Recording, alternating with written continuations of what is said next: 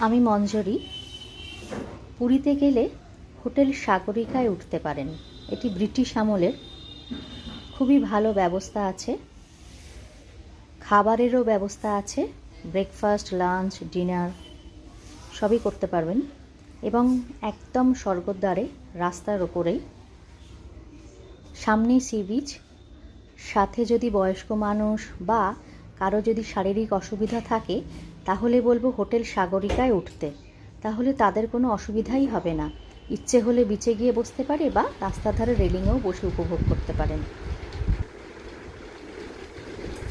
রাত্রিবেলা ঘুরে এসে সামনেটা বসেও সময় কাটাতে পারবেন।